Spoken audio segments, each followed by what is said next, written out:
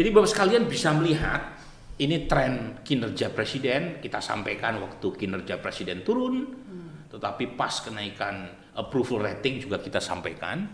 Misalnya di Juni 2015 itu pertama kali dan kali pertama sepanjang 9 tahun Presiden Jokowi berada di istana, approval ratingnya di bawah 50%. Dan saat itu memang inflasi tinggi sekitar 7-8% akibat kebijakan Jokowi menaikkan harga BBM setelah beliau dilantik sebagai presiden periode pertama.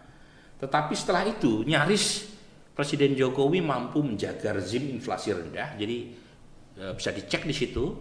Secara umum approval ratingnya di atas 50%, beberapa kali mengalami penurunan. Itu pun ketika ada kenaikan harga BBM. Misalnya di bulan September 2022, ya sempat turun, kemudian inflasi naik, approval terpukul, dan biasanya punya efek terhadap calon presiden yang diasosiasikan dekat atau jauh dengan Presiden Jokowi.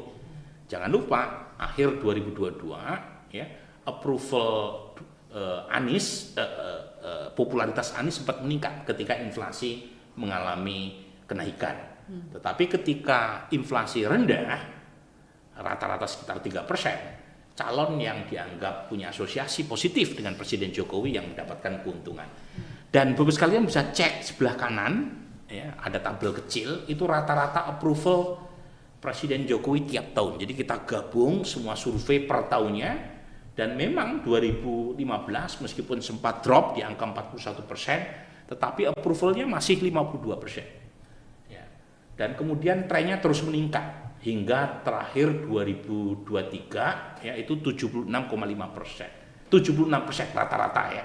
Jadi ini yang menopang mengapa Presiden Jokowi masih dirasa populer oleh publik, karena beliau secara efektif ya mampu menggunakan sumber daya yang dia punya untuk menjaga popularitasnya, meskipun ya di tingkat elit ada gejolak ya, beberapa partai pendukungnya sudah berbeda rute berkaitan dengan 2024, tetapi approvalnya masih tinggi. Ini dia nih ya. Oh, ini sebelum kita lihat trennya, kita lihat data ini ya.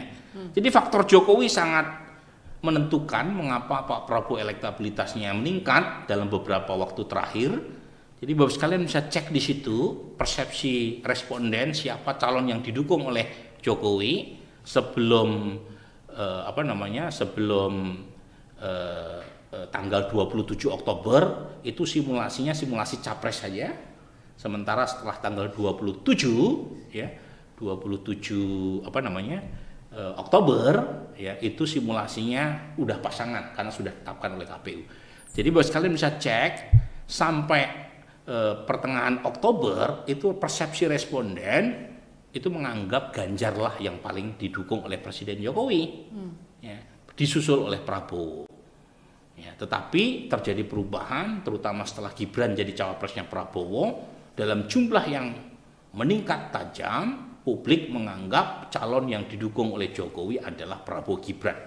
Nah, pertanyaan ini krusial karena approval rating Jokowi masih tinggi, dan itu yang menjelaskan mengapa elektabilitas Prabowo terkatrol dan menjelaskan pula mengapa elektabilitas Ganjar terpukul.